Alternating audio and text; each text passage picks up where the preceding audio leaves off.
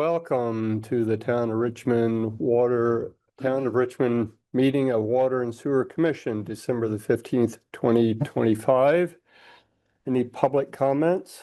Yes, Mr. Chair, I just want to call out this coming Sunday is the winter solstice. Okay. So after 20, after Sunday, the days will start getting longer. We're in the darkest days right now.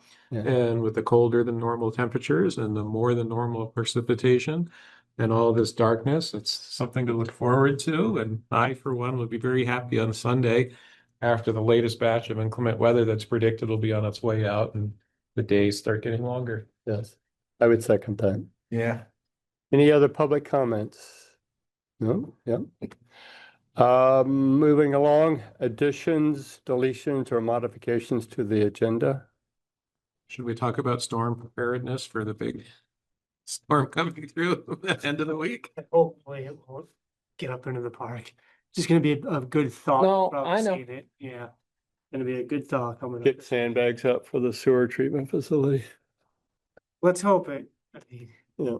let's hope it doesn't rise that high. Right. Yeah. You know, there's not 5 feet of snow in the mountains, so that's good. We're not getting 5 inches of rain, so I imagine there'll be an ice jam. I imagine the water's gonna come up.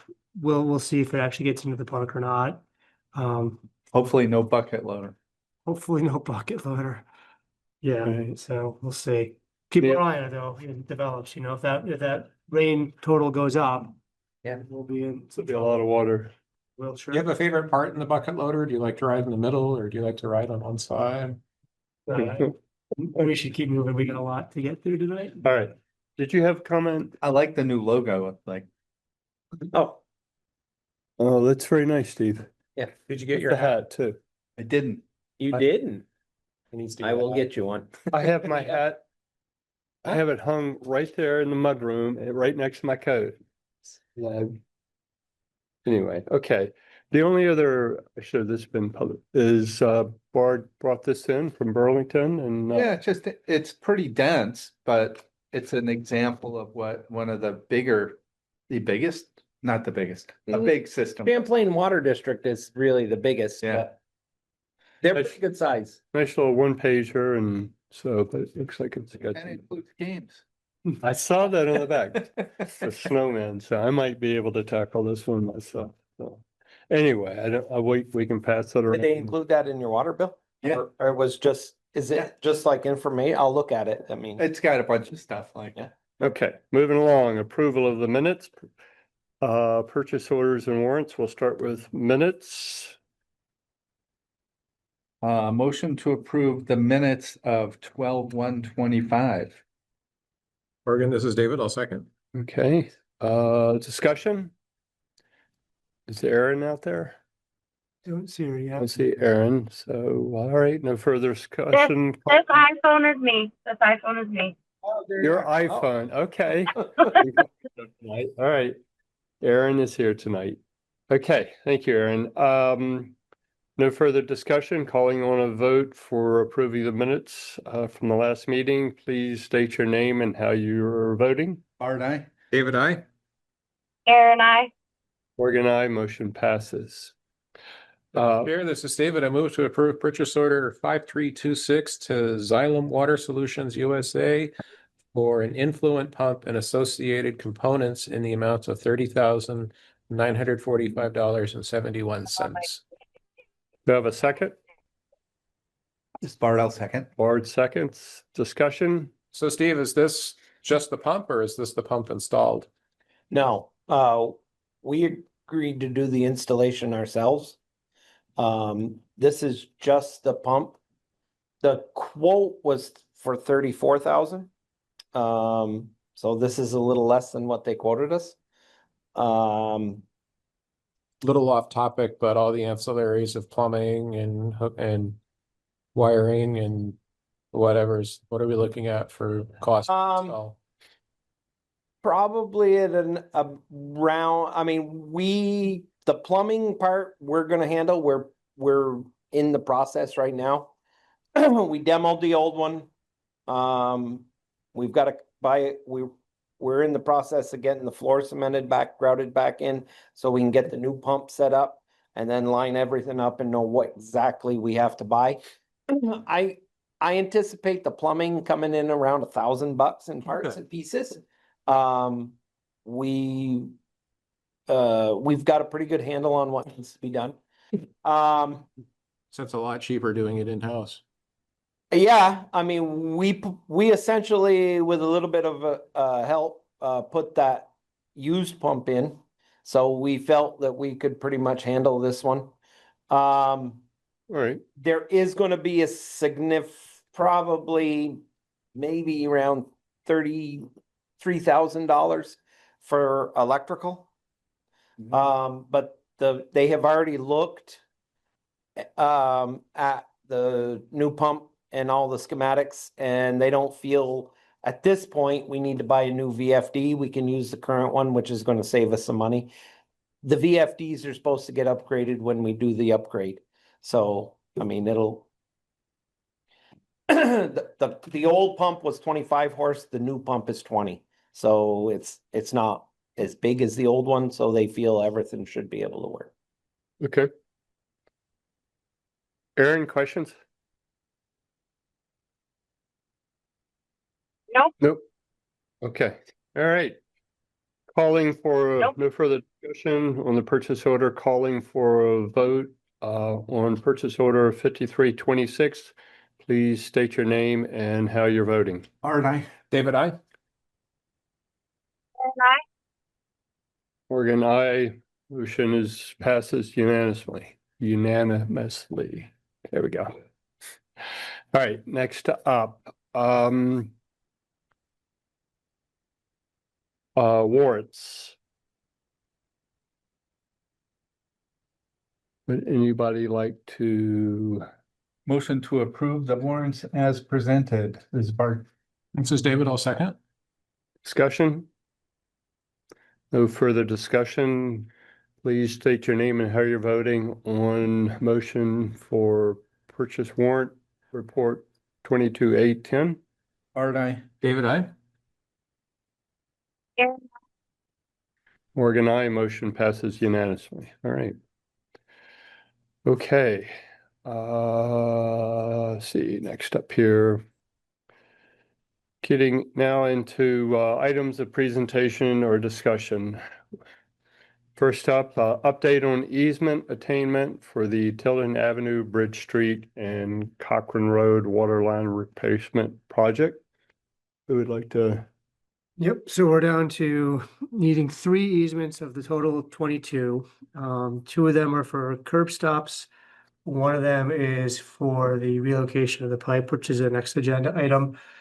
So we're getting close. I know we still have some communication issues in the last 2. Well, I've called twice, left messages for the Cochran Road one, Okay, and still no answer or call back or anything from her.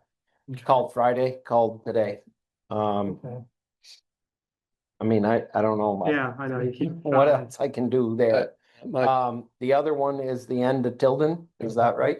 Right, Yeah, and that one I believe is, they don't have any quorums with it, it's getting them to be able to sign with a notary. do we just need to reformat the easement such that they can sign and notarize independent of each other?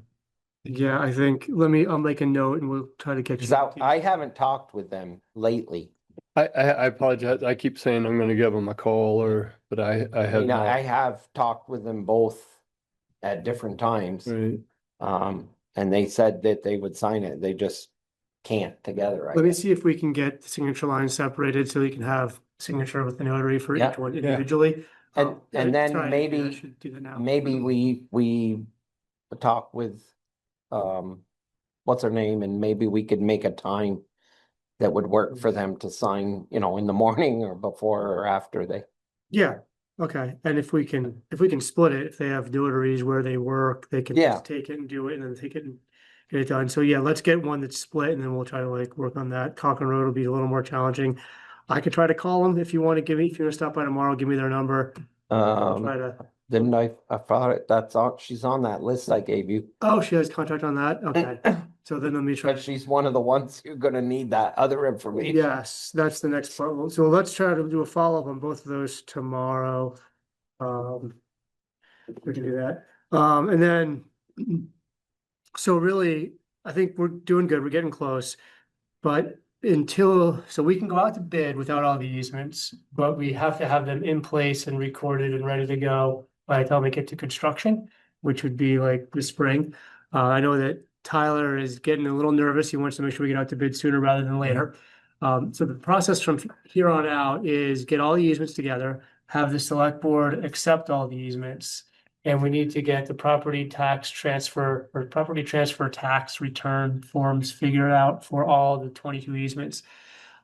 Which is some basic contact information, but also social security numbers. So I need to start making some calls to get social security numbers so that the attorney can draw those up. There's no tax on this because it's going to municipality.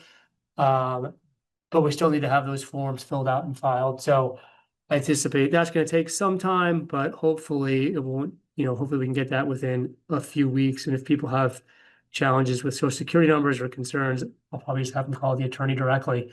Yeah. What better than calling a law firm to have them put it right on the form. So I'll try to start making some of those calls this week as well, so we can get that moving. But wanted to sort of get the commission's, I guess, level of risk on, if we can get the last 2 remaining easements or 3 remaining easements by the January 5th meeting of the select board, they can accept the easements. Do you feel good that we can start to get out to bid, knowing that we still have some PTTRs to complete? The one comment is the next form, the transfer tax, is something they can fill out, scan, and then email back. They don't need to fill it out, don't you? Yeah, if I just get the basic information from them, then it goes to the attorney. The attorney fills out the whole form for me. Right. But I was just saying, like, if they're more comfortable filling that out and submitting it, they might be able to. Okay. I'll ask our attorney what sort of I already did ask her back what the best way to collect social security numbers is. But I just want to make sure that we're being secure with the data. Yeah, I would think, yeah. Just, I guess you could ask people, would you fill out? And if not, then next step.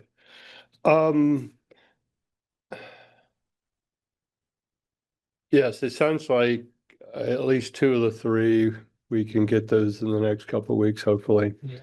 The one, I don't know looking for comments from the commission here, but I think it's worth having our attorney, I'm not talking about writing a threatening letter, but just, send it to the individual, Cochran, to say that it helps you, it's paramount, but it's, I know, I mean. Yeah, But maybe a call from Josh maybe, first before we go to that step. I feel, sometimes, a letter from an attorney and a letterhead just stating why this is critical to the community. It is. I mean, it helps them, but I don't know.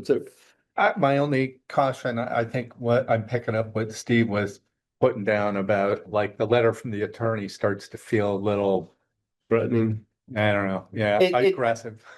There are customers, and I don't know. I try to have a good rapport with them and not get into if there is a legitimate grievance that she has, I would like to know it so we can address it. Right. We've done that with everybody's, easement that has had a problem. So, I'm not sure. I think I've done it 2 days. Let's let Josh make a call before we go to that next step. That's my opinion, but. Well, I just thought maybe you're right. Sometimes people see this like, oh, what do you mean? But I thought if they don't respond to phone calls, maybe just a letter saying now this affects the whole community. And we did send a letter. Right. Just before Thanksgiving. We sent an initial letter. We sent that letter before Thanksgiving. Right, but the letter at Thanksgiving time included a new copy of the easement. Aaron? I just was gonna say, I think the attorney letter might be a little aggressive at the moment. Okay. it's an exceptionally busy time of year for people. The people that I Right. talked to that hadn't signed their easements, when I called them and was like, hey, do you have any questions? Like, I'm on the commission, I'd be happy to help you answer them. They were like, oh, we honestly didn't really think we had to do anything. And it went to the bottom of our pile. And I was like, okay, well, we actually I do mean- need you. So I think another couple phone calls, maybe one from Josh, would be really Sure. helpful before we get Okay. the I attorney. mean, I started this process on the 8th of, the 5th of August. Was the first initial round of easements went out to everybody. Hand delivered, knock on the door. And then, you know, we went around again, at the end, around Halloween time. I've got a list of dates on these where I've written what we've done. And this one, we couldn't get it to her. We didn't have a mailing address or something. Right. Because it's a duplex and, you know, I did call her and I kept calling her and I finally got her to call me back. And we had a discussion and she's like, can you email it to me? We scanned it in and sent it to her. And that's the last communications I've had with it. Well, I can say, I know one neighbor I talked to, they were frustrated with, I'm now giving up development rights or something. So it could be a perception Yeah. that because we're asking for this easement but when in fact, usually that easement sits within setbacks. Yeah. So you're not allowed to. Okay. And I'd observe it, we're almost 90% effective already. Yeah. So it's the last 10%. Let's make a. Well, that's what Okay. I think Josh and I are looking forward. How comfortable are you about us starting the bid process? Is really what we were kind of feedback we were looking for tonight on this end. Because We have to finish the easements. So it's just not if, it's when is how I think about it. What's it gonna take? So we pursue that. But I think you're suggesting also there's a risk for not going out to bid, which is higher cost or delayed construction. well, it's getting into the construction.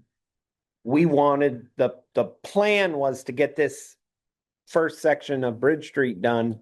So Pete could pave it in the Yeah. fall after it's had adequate time to settle. I think we were still not actually gonna pave it until the spring of 27. We were gonna let it go winter, but Okay, we still want to get it done this Right. construction I season. mean, And earlier the better, so that, they Yeah. were gonna put a skim coat on top of that, let it settle, and then do then it. EM wanted to come following. back, so. But yeah, we don't want the door to close on the 26 construction season, and we want to make sure that we get favorable pricing, which Yes. every week that goes by, to your point, price probably goes up.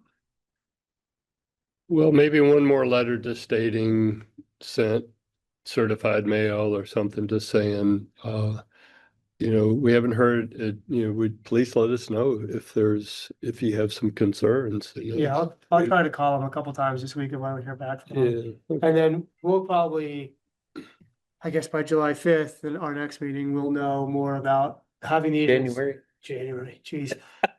We'll know more about having the easements completed, where we're at with PGTRs and getting the select board to accept those easements. But I think by that first week in January, we'd like to kind of be out to bid if we could be. Okay. So maybe we tell Tyler to start preparing the documents so that we can get the holiday meeting going. I think we have He to. basically said, I've just gotta go back out and redo them because he did the original ones for 2022 and here we are. Yeah. So he's just gotta update them and then send them out. But Awesome. Okay. Next up, or yeah, we're good. Next up, consideration of approval request for easement at 205 Jericho Road, which is actually on Millet, Tilden Avenue. But maybe, so this is, we've requested moving the water line onto the properties of Excuse me. And there was a modified plan. The first plan was pretty aggressive in terms of a footprint, and then we reduced, we being, not me, reduced the footprint. Right. Back within the easement, I mean, the setback. Setback, that's Yeah. right. So, And the trade-off is what you're really then gonna describe in exchange for that. right, so, anyway, we've, Bard, Josh and I, met with, Kevin O'Grady and, Sasha. Sasha, do you go by O'Grady too? She Hey, Kevin. does. She doesn't like it, but she does. But she is not on this call. Oh, okay, we're safe, okay, thank you. Safe. More, okay. Anyway, so we discussed just really taking, I think it's within, setting it within the setbacks, but then also, now running the, curb stop to the edge of that, of the setback or the easement. Well, that's their request, is to have a new water line and a new sewer line Right, for 205 Jericho Road, which has road frontage on Tilden Ave, and cover the attorney's fees. So to bring that from the mains to the edge of the easement area, and cover attorney's fees, we're estimating at about $5,500.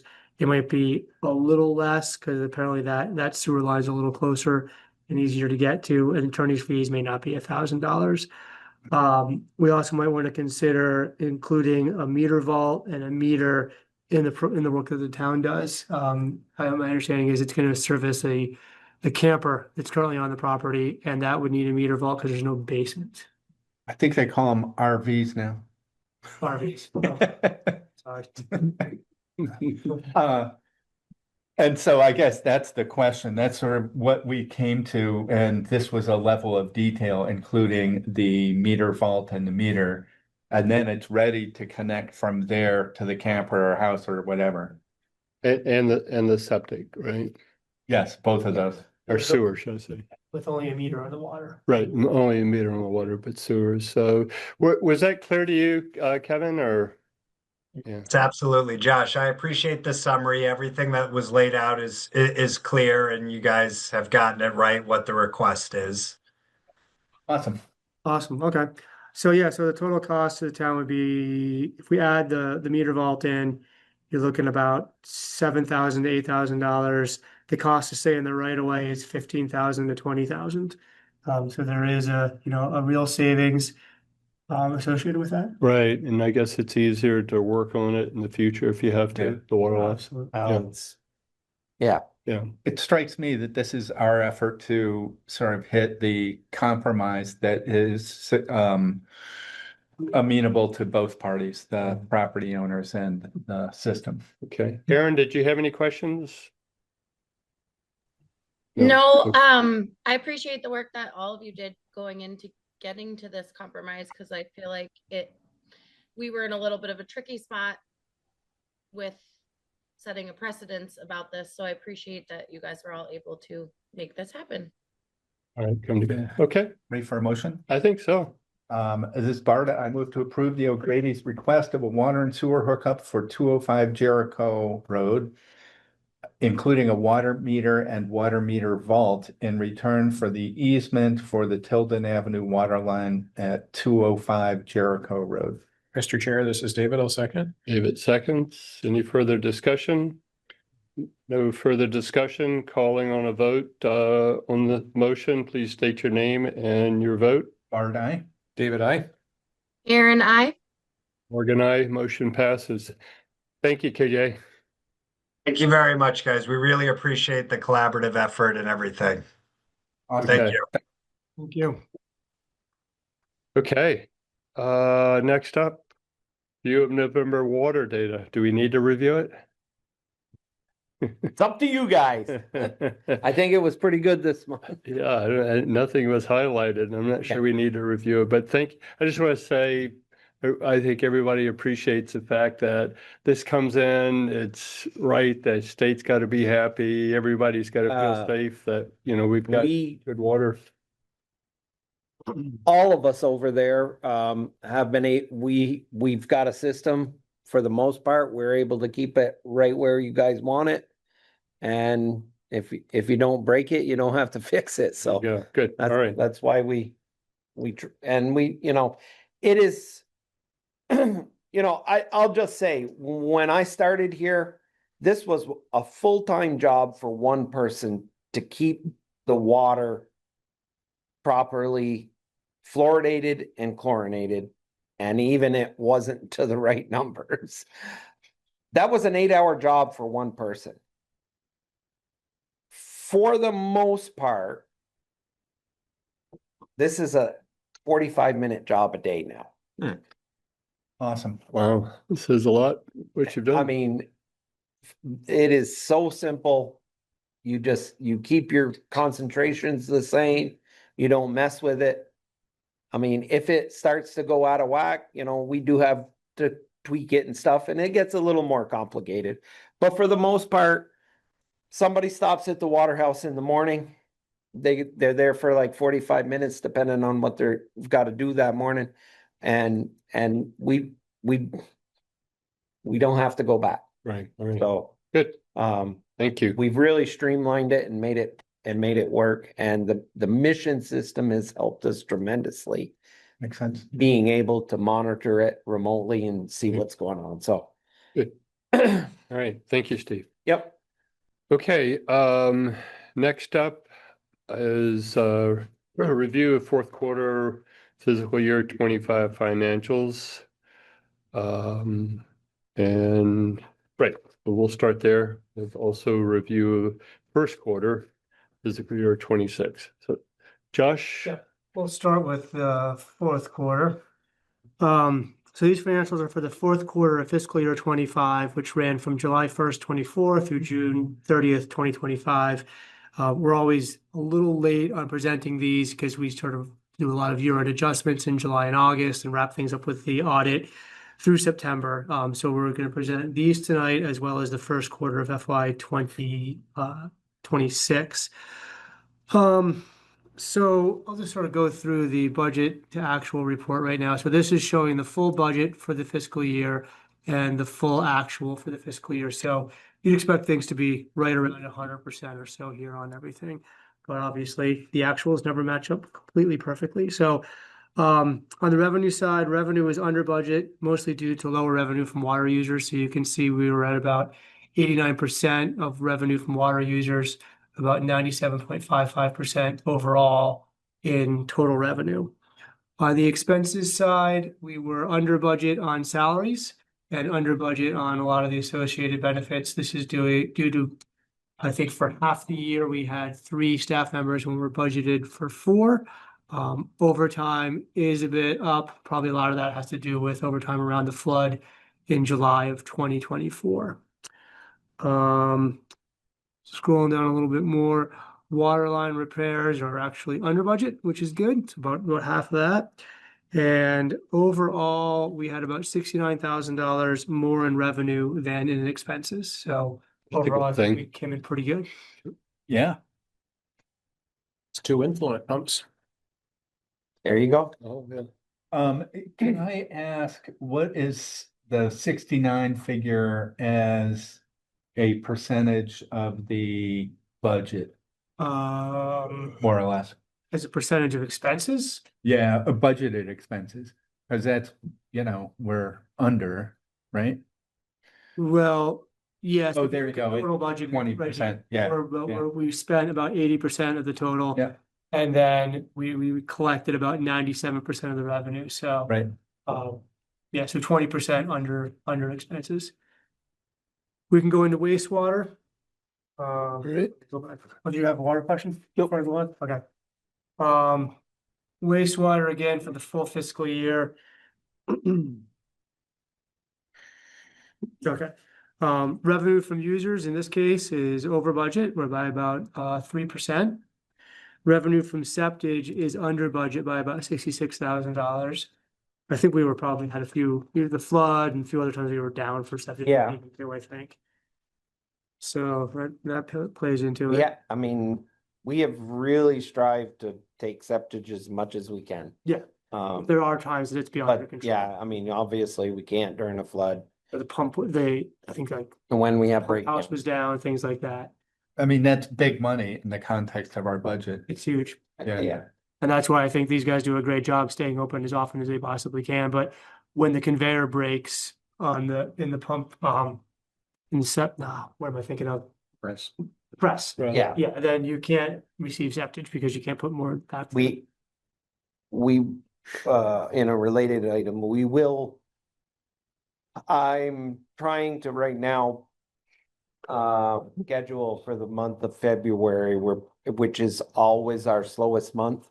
I'm looking at trying to shut down and get the new flocculator and the new control panel installed. So we can have those. I mean, we've paid for them. They've been sitting there. We've done the modifications to make the control panel fit into the space we have. So I'm looking, there's going to be some downtime, I think, in February that we can't. But that is religiously our slowest month. I think last year we didn't even ship a tractor trailer load for the whole month. Yeah. So that's when I'm tentatively trying to get on the schedule with Fournier to come down and help us do the switch arounds. So similar story here on expense in payroll. We're under budget in payroll, under budget in benefits again for being short staffed with only 3 out of the 4 staff members for half of the year. Scrolling down to supply or biosolid chemicals, we are under budget there. I think you guys have been doing a great job with, and that has a lot to do with the final pressing and kind of what you're using there, right? Huh? No, sorry, biosolids chemicals has a lot to do with your process improvements. Yeah. On processing Yep. sludge and septage. Well, it's also, we converted from buying 55-gallon drums That's right. to buying in Right. bulk and 275s. It is so much easier for us and so much easier and cheaper. It really is. And that was the savings, Oh, it's huge. a lot of the savings. And we had some testing done, so we don't use as much as they were using in the past. Well, the use of water's way down. Yeah, water's way down. You guys found that leak, and I think Yep. you also had some Oh, yeah. process changes where you determined you didn't need to use as much as you had been in the past. So that's we'll probably budget for less next year, but that's a great start there.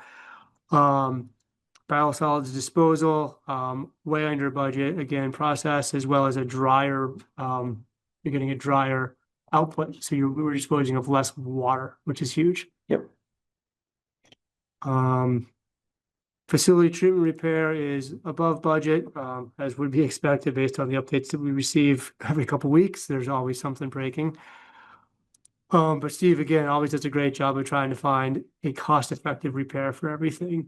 Capital reserve is over budget. That's where we've been charging the Hoyle Tanner invoices for the 20-year study, as well as to purchase the pickup truck. So all of that will be reimbursed and put into a loan for the 20-year study. And then the flood mitigation pump station engineering, we've also been billed for that. That'll also get repaid.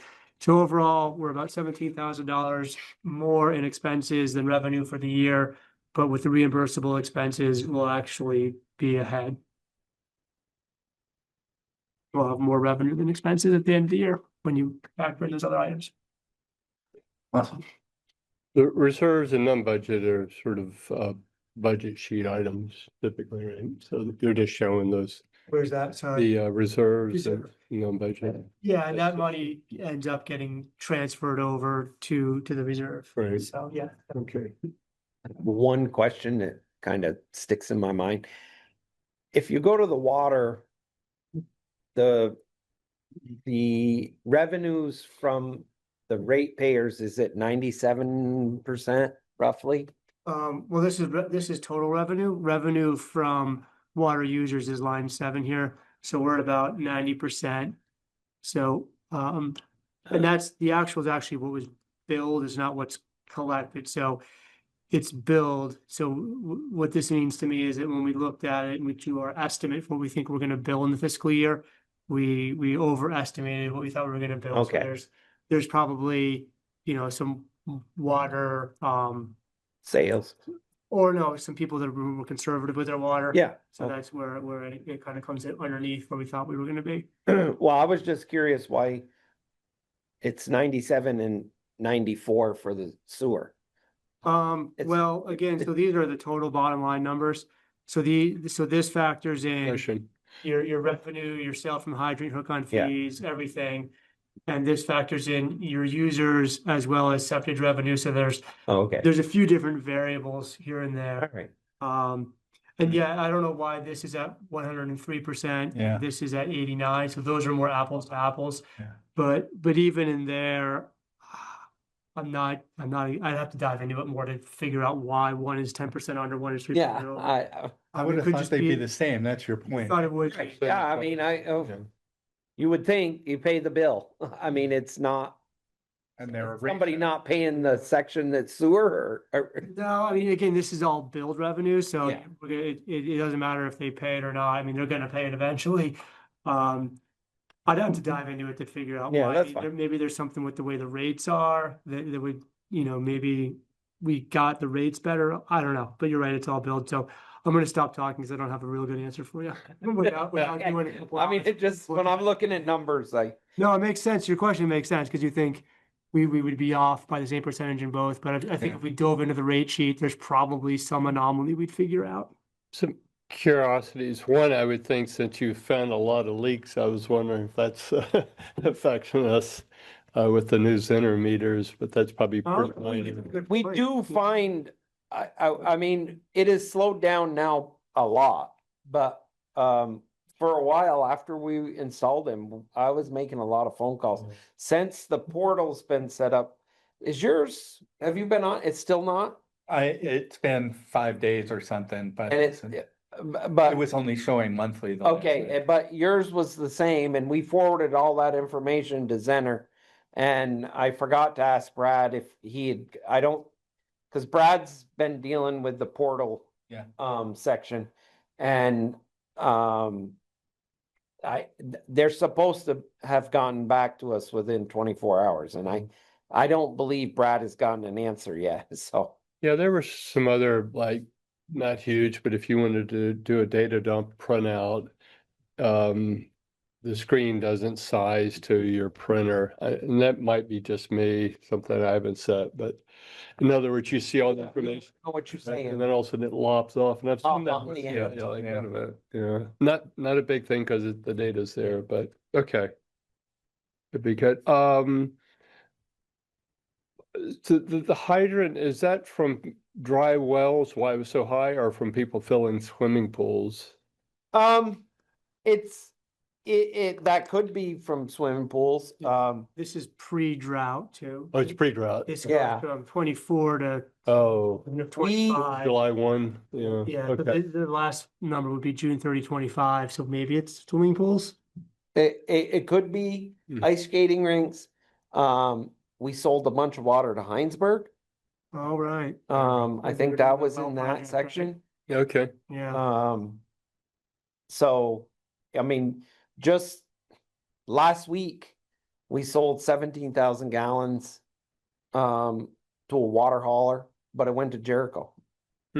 Okay. Hmm. All right. I was just curious about that. So, all right. Other questions? No further questions? We ready to go to 2026? Sure.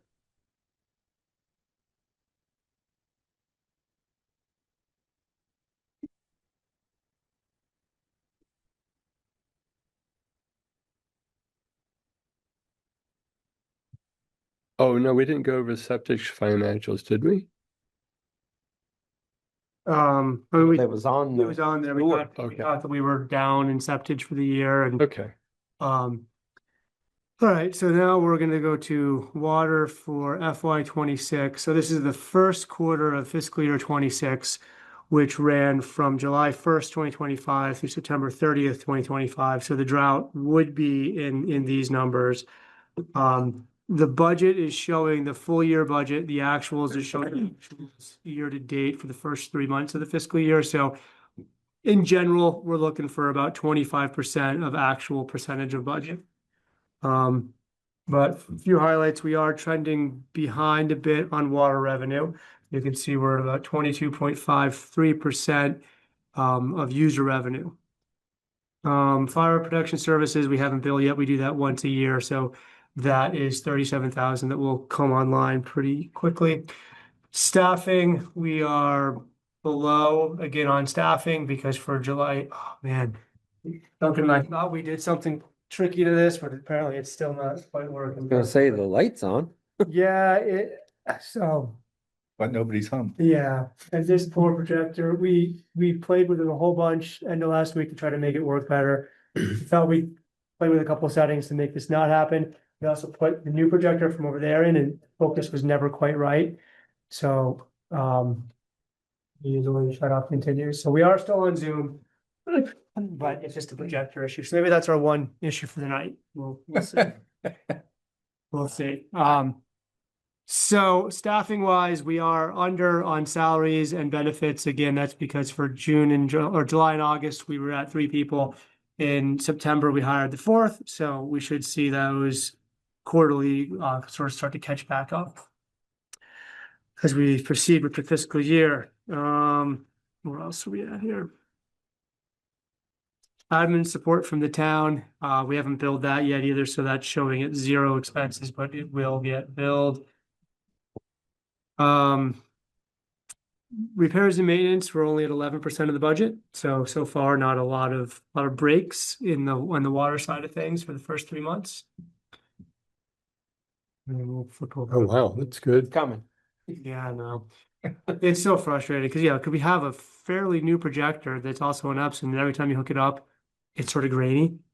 Huh. And Duncan was up here like playing with all the settings, and like it was still grainy. So I was gonna say, so if we buy a new one, it's well, that's what, before we buy a new one, we got a fairly new one. We're like, well, Right. why won't the fairly new one work?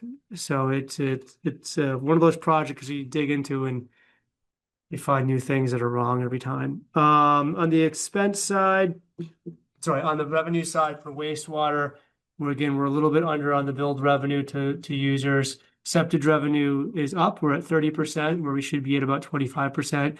But again, that's July, August, September, sort of your high months for septic pumping, most likely to probably slow down over the winter time.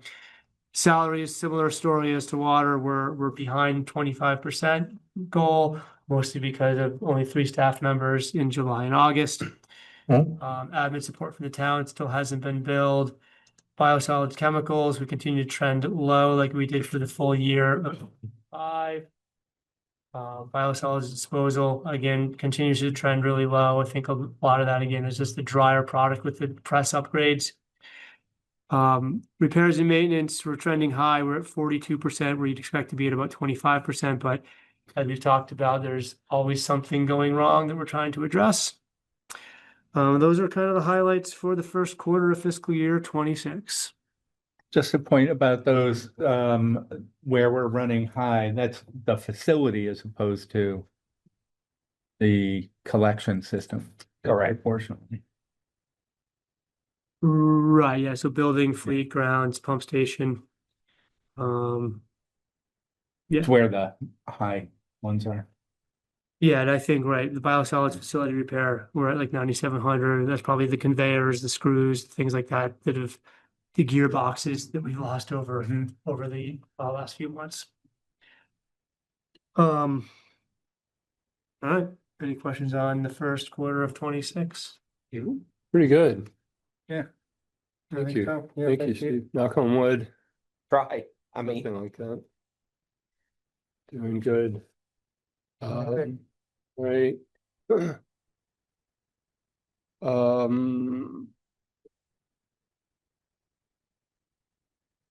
Fourth quarter superintendent's report. Steve, you're up. the plant's been running really well. We got our pH problem figured out. Essentially, we worked with the engineer and figured out that we were putting too much air into the system. with the new diffusers, we needed less air during the cold weather. We cut it back significantly. And pH came right back to where it should be, and we've been able to maintain it. So fixing the system and using less air equates to saving a little money. So Gets the pH. things have been working good at the plant. It's been staying. Water plant has been right on track. I believe Alliance is gonna have our new control panel done up sometime this winter. So we can replace that. And then once that's installed, next year we could probably talk about maybe installing a calorimeter that would adjust and monitor itself. Or we can skip that because like I said, we're now saving so much time over there. The control panel controls what? Control panel controls the pumping and everything. The one that we have there, I can take a picture of it so you guys can see. Basically, nothing is labeled. None of the wires, it's like if you took I don't know what, if a fishing line got snarled with 6 other fishing lines, that's what the wiring system inside it looks like. Dan Pratt's control panels are nice. They're labeled. They're easy for people to work on. And that's the issue we had when we went to install the mission system. Champlin couldn't figure out how to do it with what was there. They did it. They got it set up. We had some issues there. But going forward, if we have a control panel that was set up nicer, we could maybe start to use the mission system to maybe go on just overnight pumping, where it would save us off peak hours, maybe save us a little money. And that, whereas now it's just, I hate to even open it to let anybody in it because it is such a mess. Okay. Erin, the new hire, she has passed her Water 3 exam. She needs to put in the 2 years. The rural water is asking the A&R to maybe exempt her from 1 year of that because of all of her college studies that she took. So we might get her licensed even 1 year quicker than we had thought. Mike and I are taking a class in January, and we will get our distribution license. Brad already has one to cover us. It's not each water system's required to have one person. It's a new rule, one person that's got a distribution license. Brad got his when he was in Shelburne, was able to bring it here. But they're offering a program where if you've worked at a system for over a year and a half, take their 1-day class, they grandfather you in as long as you're on that system. So it's just, we figured we may as well do it. Just, who knows if Brad gets sick or leaves us, we wouldn't have to scurry around and get a distribution license. One of the things that came about our sanitary survey, everything was good for that, for the water. And we had 2 things that he requested and we had fixed before he sent us the letter. One of them was new seals around the water at the clear well at the water house. There has never been a seal there. We installed one and took a picture, sent it to him. He was happy. The seal at the water tank was allowing those red box elder beetles in. He asked us to install a secondary seal. We did that. We vacuumed them all out. I mean, we didn't know it until we opened it. We never opened it. You gotta go way up on. So we did that and he was happy with it. And then, the other thing that was not, it was highly encouraged that we do a EPA, cybersecurity evaluation. So we have tentatively, we've did the initial part, and we tentatively set up. There is like 250 questions. And they want everybody who is involved with our IT end. So we've had to set up a Zoom call with the EPA to get all these questions answered, and that's scheduled for the 22nd. They've scheduled 4 hours to do it. We've had to get simple routes. We've had to get Tom Allen and LCS controls because he does our SCADA system. And then also because we are involved with their mission system, we've had to get mission involved. So that all these questions can get answered for them, because some of them I don't know. But they want everybody to be on one call to get it done all at once. So we've got that pretty much all lined up. Only one I haven't heard back from is mission. And we're progressing with that.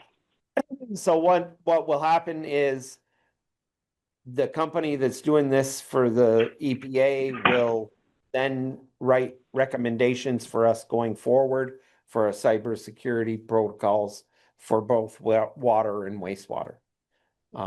They're encouraging everybody in the country to do this for this type of systems. Okay. Great. All right. Thank you very much, Steve. And we're working diligently to try to get our influent pump installed. Right. Since it's so cold outside, that's inside project. There's a benefit to that. All right, great. Thank you very much. Next up, discussion of options for relocation of the wastewater pump station on the other side of the Winooski River. So we've talked with John Cart about the possibility of locating it kind of behind where Mrs. Poley lives. Do you have a? Yeah, I think this map Yeah. is helpful because currently the pump station is here. And we looked into a spot sort of in this general area, right? Yeah. And this is the John Cart property is a Cart Esterman actually is here in red. Mrs. Poley lives here. There's an access here that has a right of way to get to Cart's property and another house back here. You can sort of see through here. There's a driveway that splits off to access this house. This area here tends to be a bit of a high ground. I think it's actually 500-year floodplain. So it's a little bit higher out. It doesn't seem to flood as much as this area here. So they had a number of questions as far as construction and what it would be like when it was done. They're also considering putting a small house over here. So there's some road upgrade potentials. And we also have to continue to work with Mrs. Poley for access because she ultimately, I think, has control of this road. And we might need a right of way. We would need a right of way to get back there. But overall, we wanted to start with John Cart and Lauren Esterman to kind of get their questions answered, see what they're thinking. They also had an application for the buyout program. The buyout program through FEMA would not allow them to subdivide and then sell the rest to FEMA. They want the whole parcel. They want it returned to green space. But John understands that program has been taking a very long time for any approvals. He's like, let's explore all the options until we're forced to make a decision on one of them. He's like, if we have an approved application for a buyout, we'd have to figure that out. But if this comes to fruition first, then we look at that and consider that. So that sort of seems to be his general approach. Do you want to talk about the other site that we looked at as well? There's we went more on this site. Well, the nice thing about this one is it's above the 100-year floodplain. When we talked with Eric, the engineer, it wouldn't require having much concrete sticking out of the ground because of where it was located and a little higher. It would be doable. It wouldn't be an eyesore to the town. There has come about another option, which I haven't talked with Eric yet about, but I wanted to get your guys' feel before we throw it out there. Can you circle where it would be? Yeah. Sorry, how do I undo these Pretty invitations? much where your pointer was. Up. Yeah, no, sorry, I just, sometimes I don't use these tools often enough. What about control left arrow? Annotate, there's a way to, oh, there we go, undo, undo. Okay, so if we get out of annotate, the other option was, let me get back into that now, was up in this area here with a road that would go to it from Oh. here. And this strip is actually above the floodplain. You look at some photos from the flood.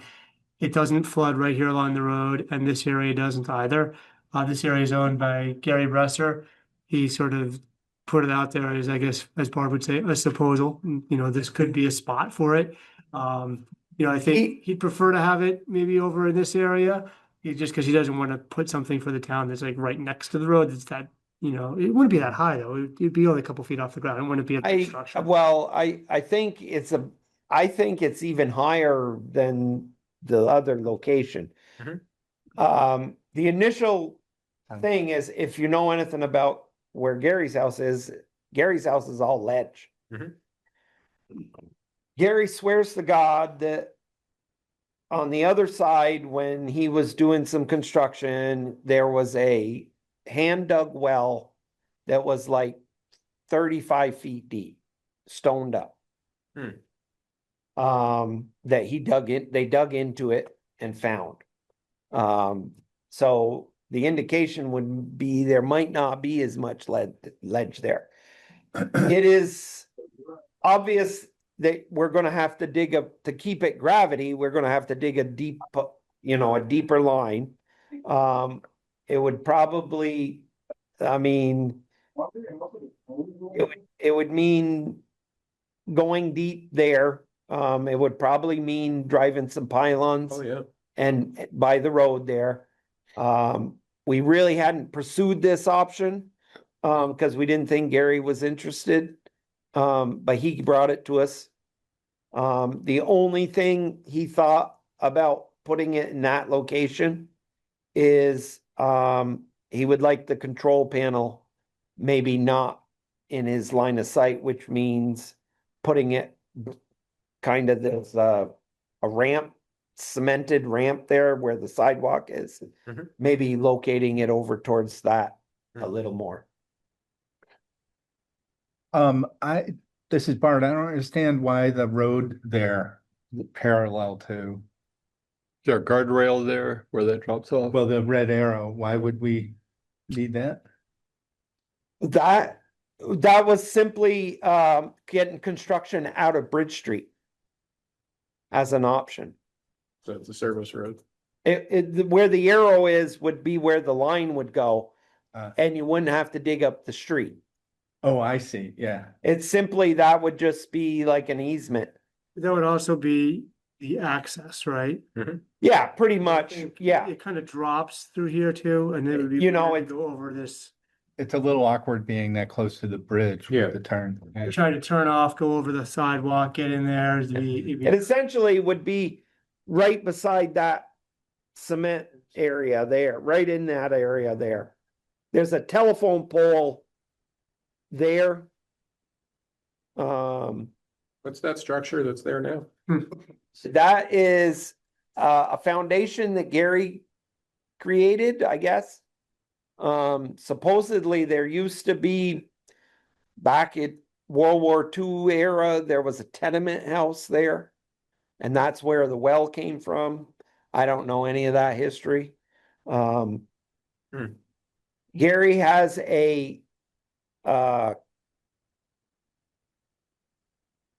he has water, sewer, power, and phone and stuff. There is an actual under the road he created a long time ago, I don't even know when, goes from his side of the road over to that structure.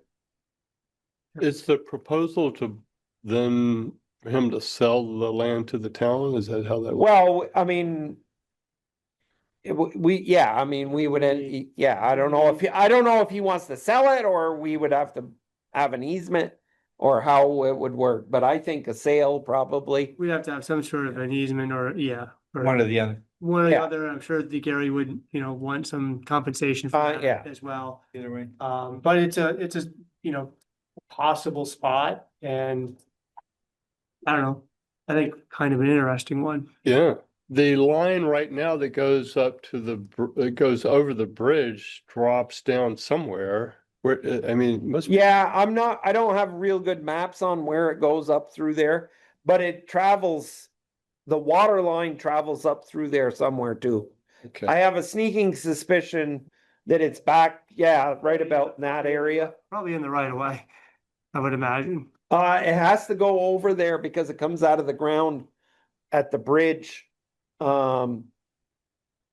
And they wouldn't have put it under the sidewalk. Yeah. Well, we need to move on to All right, next part. Yeah. but- more to come on this, I So, think. yeah, so, Well, are you guys comfortable pursuing a little more on this one? yeah, I think we have several irons in the fire, so Yeah. to speak, and we don't need to pick one yet, and No. it'll play itself out. Okay. That makes sense. yeah. Aaron, questions, comments? Nope. Not really, no. Okay. I Okay. still think the fires would be happy to talk to you too if you decide to go down that road. The who? We had talked about like back behind the cornfield at one point. If you couldn't get Further. easements and stuff, we could talk about that too. Do you want to pull up the map just so we know what we're talking about?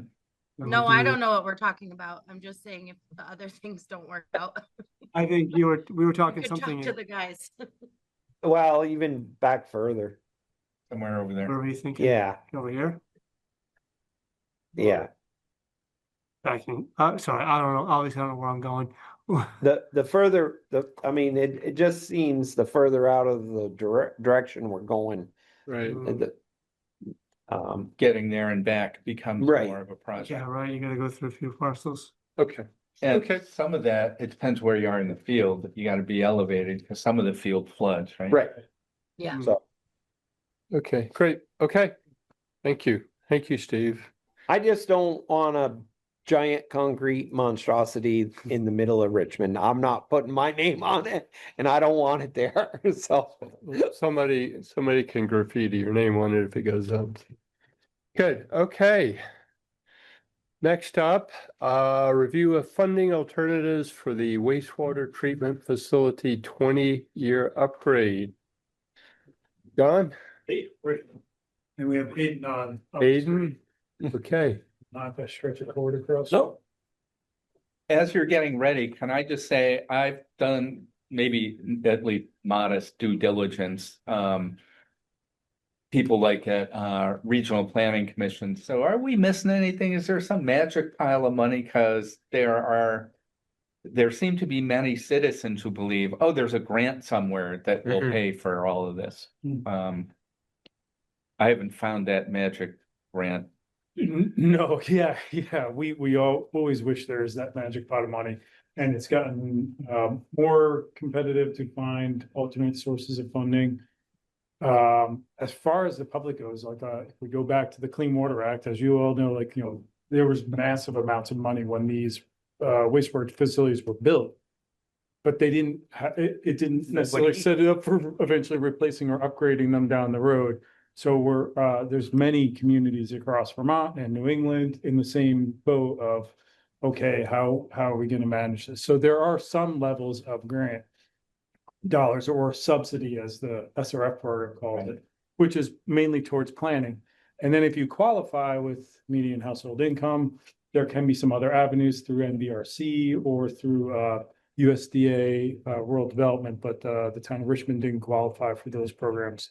So we're doing the best we can as a group collectively to bring the funding that we can bring to it, and help create a model that reduces the impacts on the citizens of Richmond.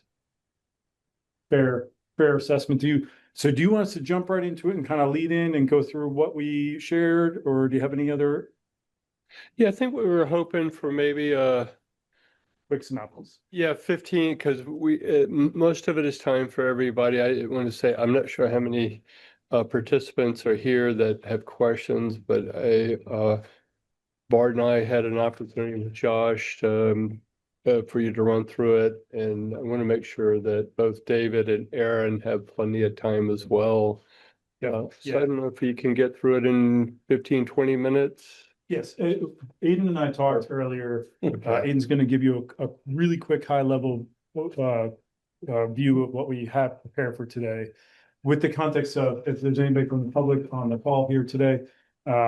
This is really just to create it's like a sensitivity analysis towards what can we do to try to make some changes in the loan repayment strategies, and for the town to consider on the long-term solutions for the community. But it's all really like a cafeteria plan where it's a mix and match in the end. But it allows you to see where some of the greater benefits come towards different areas.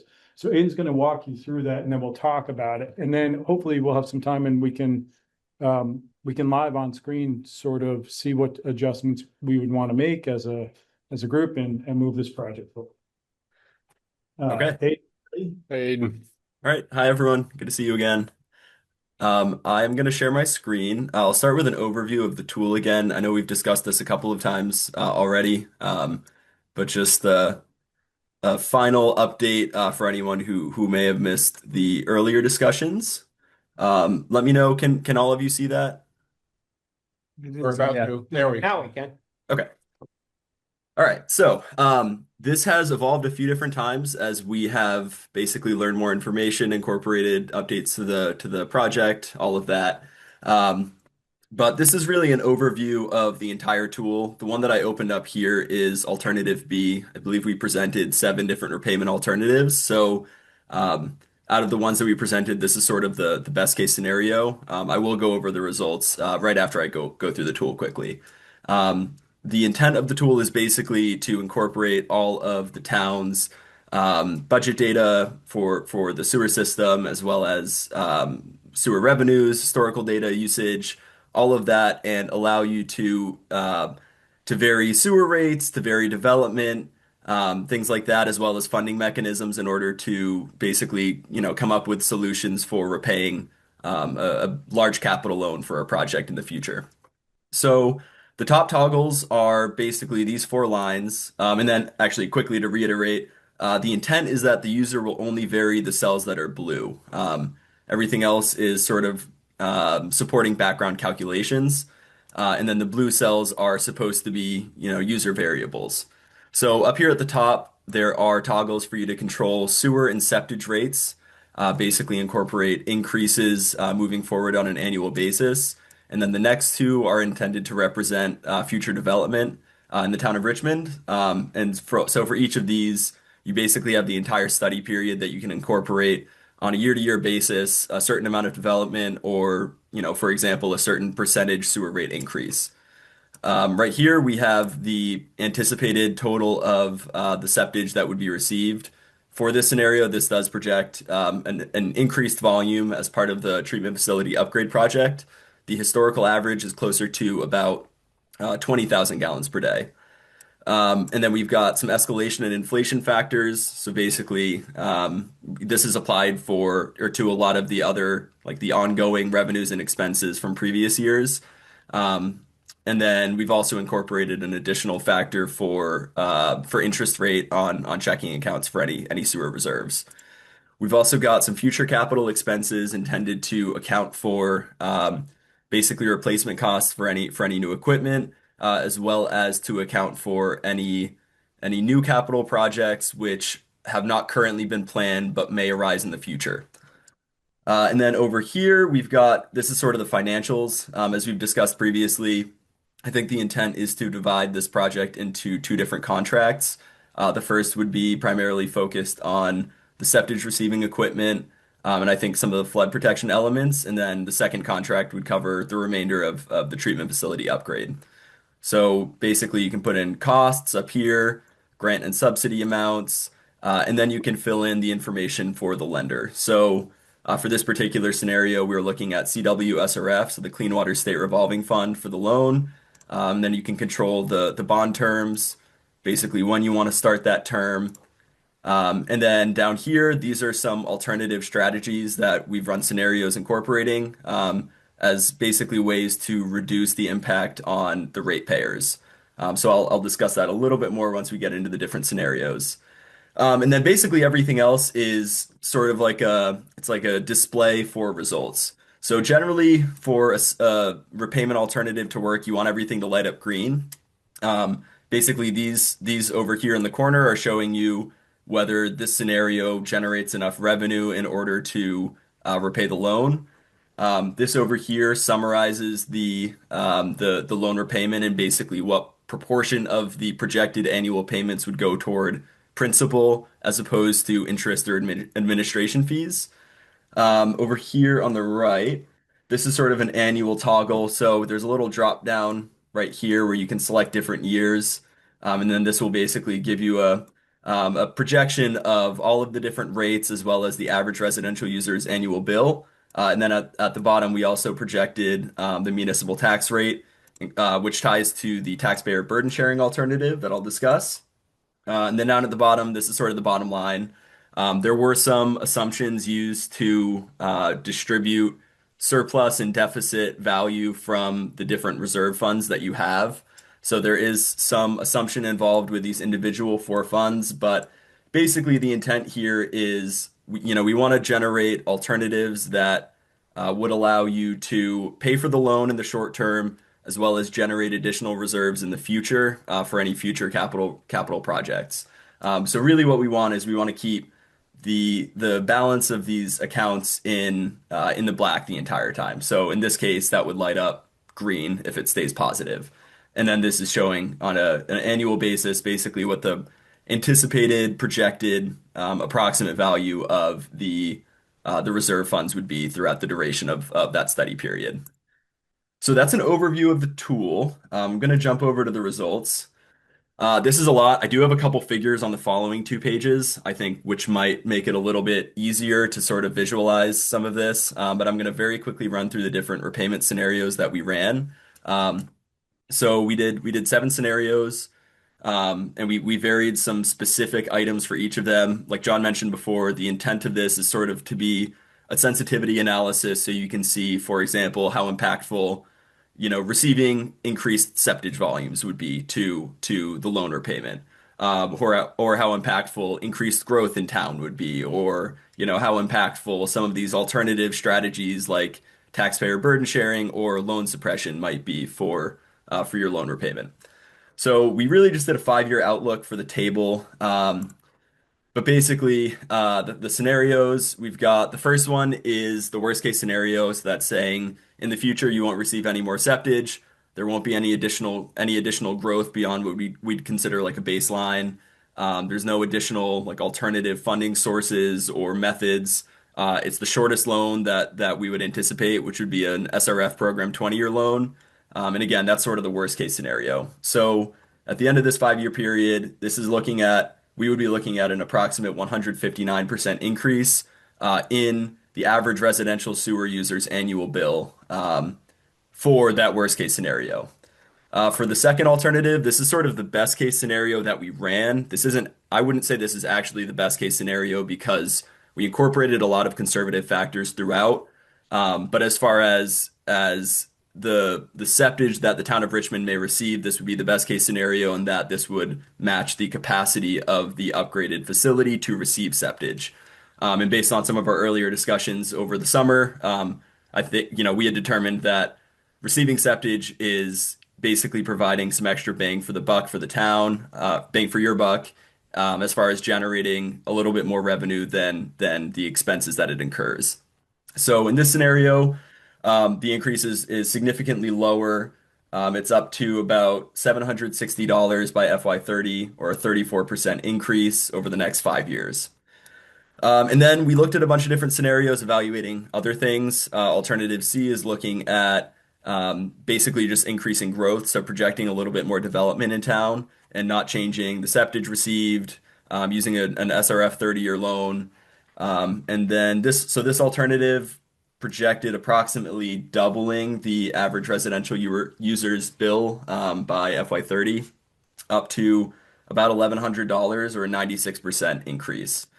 Alternatives D and E, I called them D1 and D2, and then E1 and E2. I sort of broke them into slightly different categories because we slightly varied the funding mechanisms that we used for these scenarios. So scenario D is not projecting an increase in the septage receiving, not projecting any development increase, but it does utilize a 20% taxpayer burden share, which that's something that we've discussed a fair bit in numerous meetings over the course of the last year. Basically, that would consist of a certain portion of the annual repayment being distributed amongst the entire municipal tax base as opposed to only the ratepayers. So for these two, I also projected the theoretical municipal tax rate per $100,000 in property value. So I showed the total, the raw increase, and then the percentage increase on that. So D1, we did basically a 30-year loan term for the Clean Water State Revolving Fund program with that 20% taxpayer burden sharing. This projects out to about $1,000 a year for the average residential user, which is a 76% increase. But with the 20% of that annual repayment being distributed amongst the entire rate paying, or the entire municipal property tax paying base, that actually only translates to about a 2% increase in the municipal tax rate. The following alternative, D2, I held the 20% taxpayer burden sharing, but we actually utilized an alternative lender for this scenario, this projection. So rather than using the Clean Water State Revolving Fund, we did the Vermont Bond Bank. So there are a couple differences in basically the terms offered by the bond bank versus the Clean Water State Revolving Fund program. Instead of an administration fee of 2%, you would pay a typical interest rate on the loan. And the interest rate is a little bit higher for the bond bank. I believe it's about 4.5% for a 30-year loan, as opposed to a 2% administration fee for the Clean Water State Revolving Fund program. And that I'm going to discuss that a little bit more under alternative E, because despite the fact that there is basically an increased interest rate using the bond bank, there are some additional factors that are attractive to that alternative. So just to quickly go through the results, this is a little bit higher than the 20% taxpayer burden sharing alternative with the SRF loan. We're projecting approximately a 101% increase by fiscal year 30, or a total of approximately $1,140 per year for the average residential user. But then the municipal tax rate is a little bit higher than the last one, but it comes out to approximately a 3% increase, or an increase of about $14 per $100,000 in property value per year.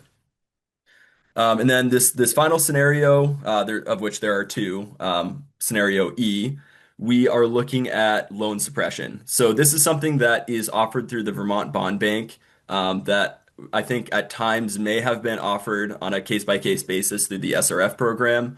I don't believe that will continue to be the case, so we only ran the loan suppression scenarios with the bond bank loans.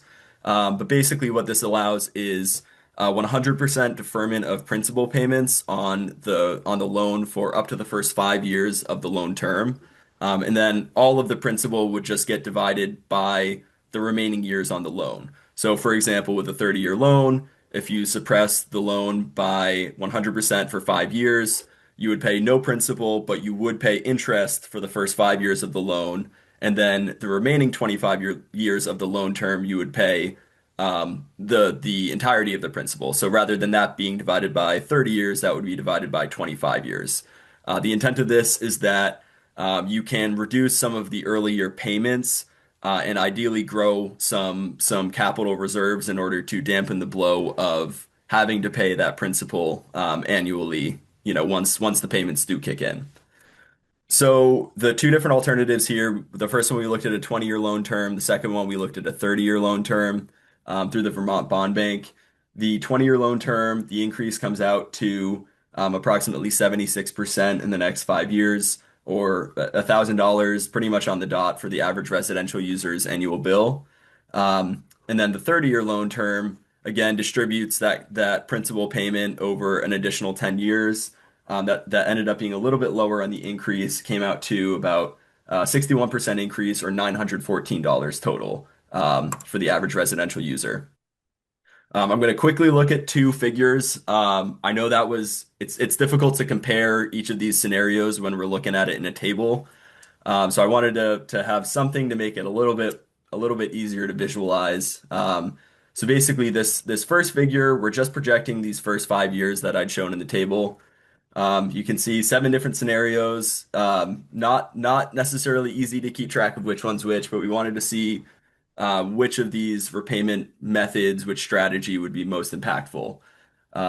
So as I mentioned before, scenario A was kind of that worst case scenario, not utilizing any alternative methods for improving affordability and, no new development, no, additional septage received, anything like that. So that is a pretty steep climb in projected sewer rates. In fact, it's very steep on that one. Looking at some of these others, I'm going to go right to the bottom one, scenario B, which is the best case scenario of the scenarios that we ran. Basically, that is similar to scenario A, except you're looking at a 30-year loan and increasing the amount of septage that's received. The increase in that is significantly lower than scenario A. Ideally, this would be, quite a bit more palatable for the average ratepayer. And then the other scenarios all fall somewhere in the middle. Basically, C is looking at increased development. D1 and D2 are looking at right off the top, the taxpayer burden sharing scenarios, with D1 being the SRF loan and D2 for the Vermont Bond Bank. And then E1 and E2 are looking at the loan suppression for 5 years.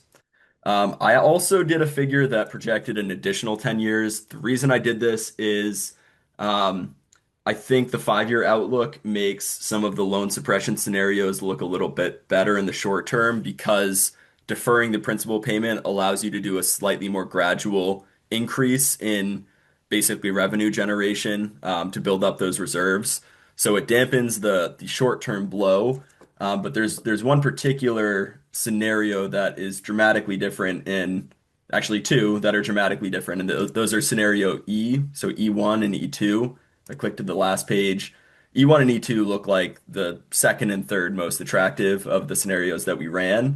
When we project out another 10 years, they actually look a lot less attractive. E1 is nearly as bad as that worst case scenario, and E2 is also moving up the list where it would cost ratepayers more. The reason, again, for that is that the increases in sewer rates and just sewer rates for this would increase over a longer time frame. So some of these other scenarios, you might have an initial 5 to 7 years that you need to bump sewer rates by a little bit more on an annual basis in order to generate enough revenue to pay for the capital project loan. Whereas these ones, you can do a slower increase, but you're going to need to keep increasing for longer, so the long-term outlook may not be as attractive. Okay, so I just raced through that. There is a lot of additional information. We did provide the base spreadsheet that basically provided the model with all of the inputs as well as each of these 7 different scenarios. We also provided the spreadsheet set up for those. So again, there is more data than what we show here, but this is what we could reasonably cover and what I think is probably most relevant right off the top.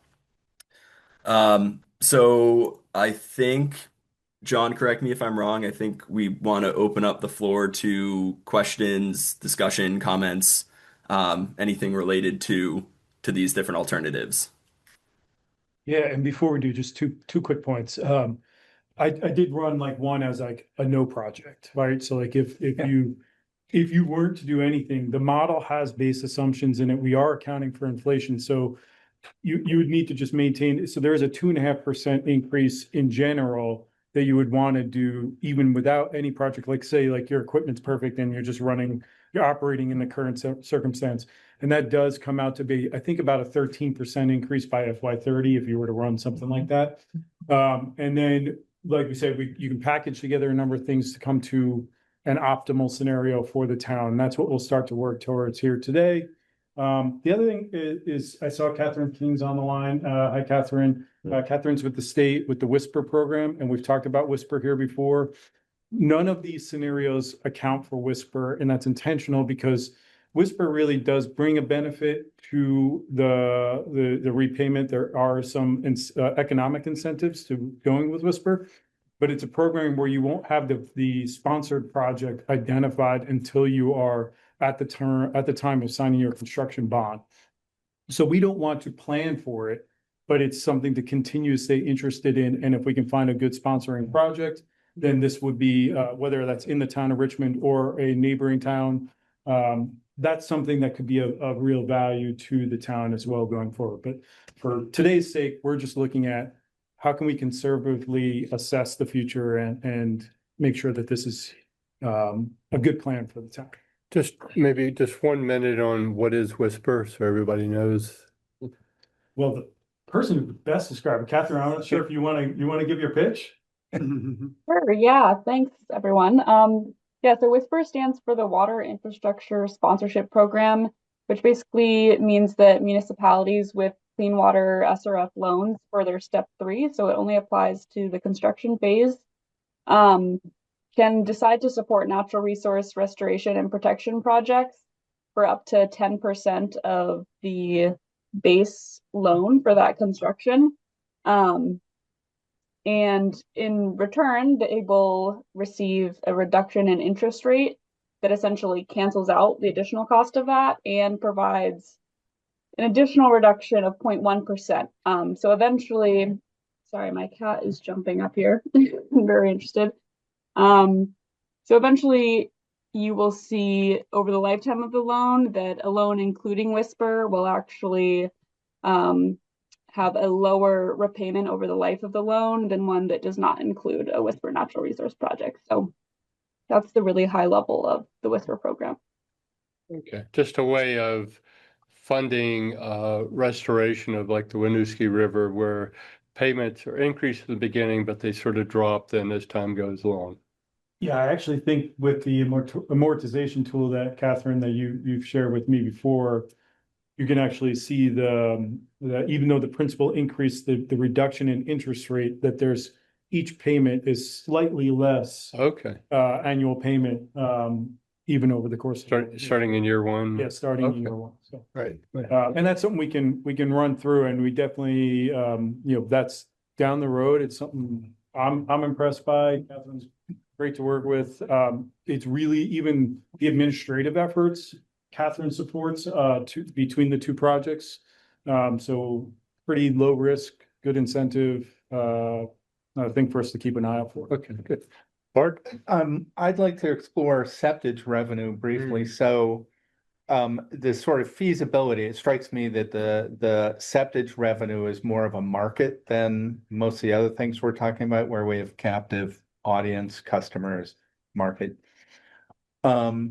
And so what's the scale again, which I had difficulty reading, frankly, of the increase in septage, or what do we, let me phrase it another way.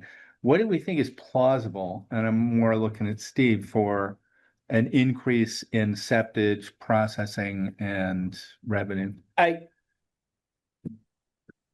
The processing end, I don't think we'll have a problem with, as we keep things upgraded and get things working.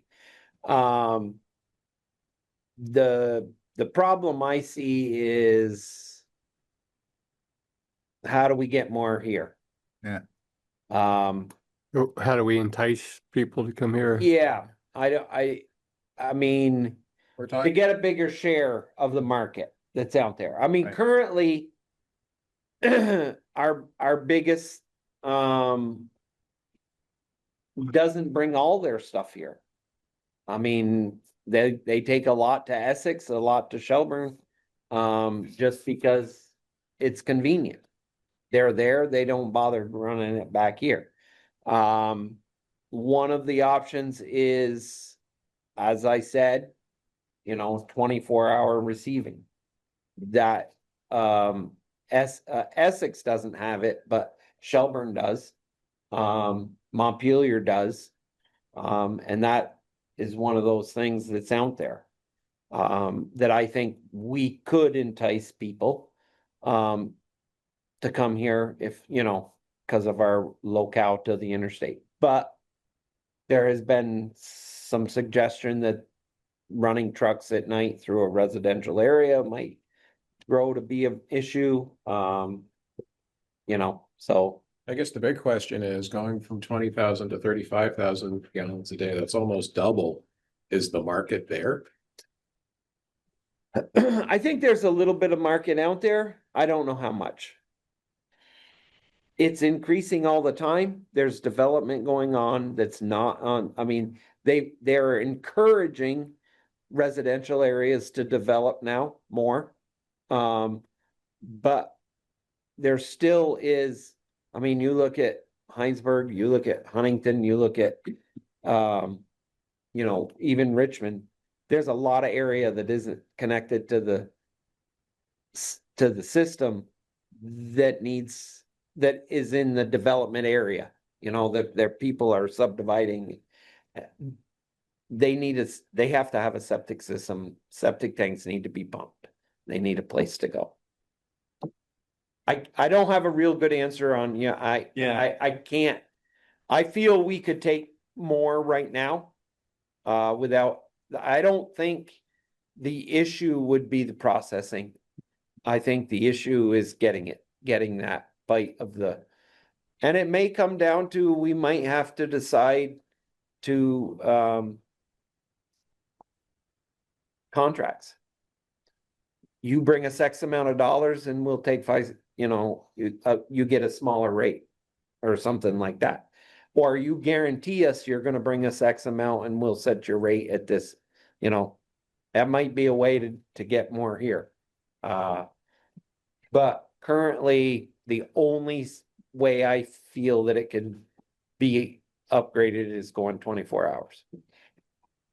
And that requires setting up automated system to where they can come in 24 hours. Well, that's what we've talked about doing when we upgrade for the septic receiving. The new septic receiving screen and stuff would be designed with a key card so that they could come anytime and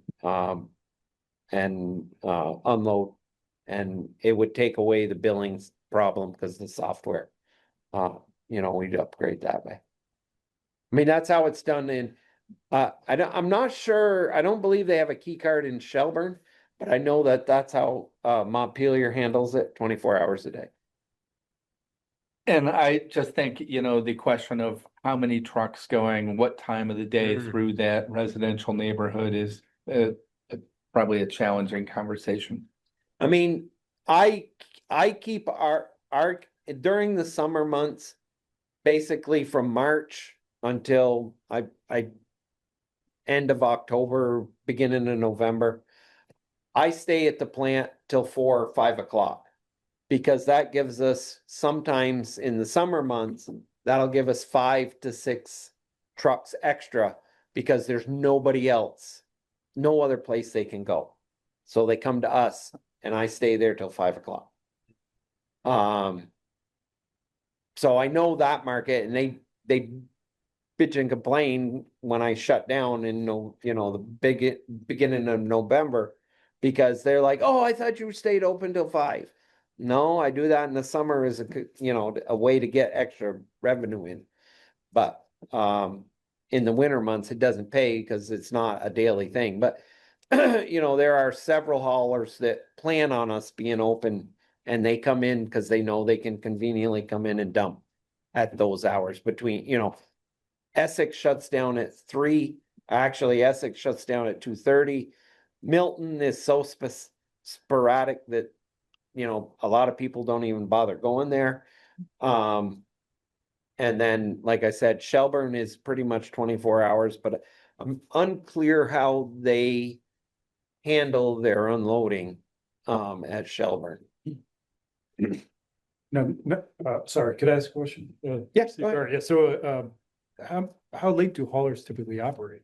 Like, 24 hours a day. They're on call 24 hours a day. Okay, it's just on call stuff, but the primary operations they're trying to operate between, I imagine like if 6 you're in the open morning till till 5 at night. 5 at night, but if you were open till 6 PM or 7 PM for receiving, could get the ones that are getting cut off elsewhere and Oh, yeah. and they Yeah. punch in their card. So if maybe the ordinance is 7 to 7 versus 24, and that actually captures quite a bit. Yeah. Morgan, Aaron has a question. That's what, I'm sorry, Aaron? To the point that John just made, I don't feel comfortable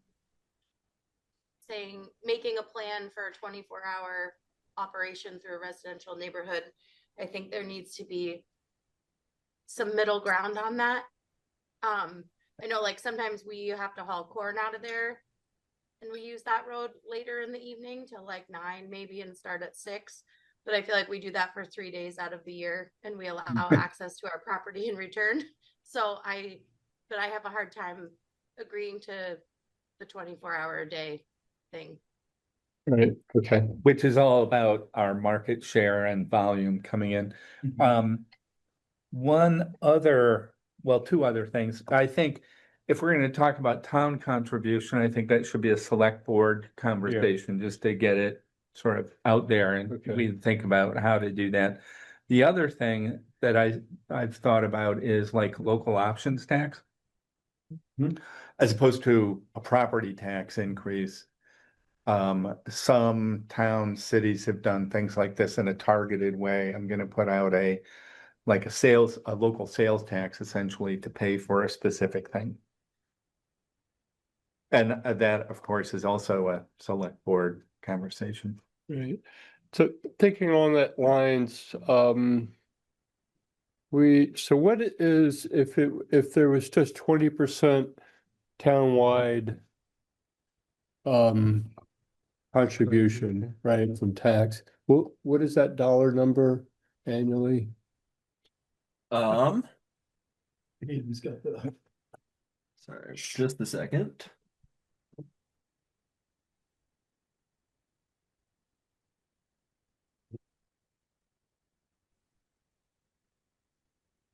In the dog for you A talking different about. scenario. I didn't have that number handy. Sorry. No, that's okay. It's a very good question. And the reason I asked is you look for that, Adrian, is getting back to Barr's comment about option tax. What that option tax have to look like, and then what retail would be able to share in that or contribute to that? You're talking about the annual payment portion of it? Yes. It probably depends on a few things, but it's Ballpark. 100,000. 100,000. So, and options taxes are like 1% or something. Typically, I think that's right. So that's $10 million. Is that right? I did pull up the number. So for scenario D1, which is the 20% taxpayer burden share with the CWSRF loan, for 30 years, it comes out to, once the second contract begins, it's about $178,000 a year would be covered by that's the 20% would be covered by for this scenario, the entire municipal property tax base. Yeah, the first 100 on the contract one, and then both contracts 70. So yeah, that's a lot to generate. It's a lot to generate through either means. Yeah, The options tax, having just sat through a lot of conversations about the town budget. $178,000 is a big chunk of the town budget. So I guess that might be part of the option tax and whatever else that the select board would be willing to entertain talking about. Aaron, no. Oh, I'm sorry, Aaron? I also just have a really hard time with a 30-year loan for something that's only going to last us 20 years. Right. I really have the same comment. I mean, I'm not, we do whatever you guys come up with, but in my feeling is when we start to put this into a 30-year loan, we start to make it unsustainable. In 20 years from 2023, which is 2043, we've got another engineering assessment to be done. And then we're still in the process of paying for this one. And boom, now we're in the process of paying for another one. And we sort of get underwater, so Yeah. to speak. Yeah. It's a great point. I just, from my, No, I just hear you. find it hard to stomach. And we ran both scenarios so that we can see the difference between 20 and 30. And 20 is quite a bit more principal to put upfront and to try to pay off. We agree, like in a perfect world, from an engineering standpoint, yes, the 20-year loan is a better option. But in these cases where we're working with communities who have not been building up reserves for this depth of an upgrade, this much of an upgrade, what you can get out of 30-year, when if you pull up Aiden on screen, one of the alternatives maybe or look do the D1 that you have up. Okay. And you look out towards FY 50 to 60, so that lasts 10 years. Because some other payments are coming off, and because you've been able to gradually increase user rates and septage rates, maybe slightly above inflation, you can build up reserves to the point of, by the time you're 30 years out at FY 60, of around $11 million. You wouldn't get to that 11 because you'll be paying that towards other equipment replacement, let's say, as it comes up. But it allows you to plan for the 20 years out by spreading out these next 10. It's a commitment towards not using that and towards like keeping it for the intended replacement that Steve is talking about. That, yeah, and that's part of why we also said you can adjust back in the $50,000. Thanks, Aiden. You knew where I was going. That's another area where you can capture putting reserves in for the equipment replacement and building that in and setting when you start to put those in. Because right now we're looking to do whatever we can, and that's why loan suppression and spreading out the costs to different areas so that we're trying to show options for reducing the impact on the users. But it may be in the town's best interest, including those users, to do a 20-year term loan. That's certainly at your discretion. The other thing I'm contemplating a plausibility. What does this show as a reserve fund balance way over to the right? In this one. Yeah. And 11 million. What's our annual budget?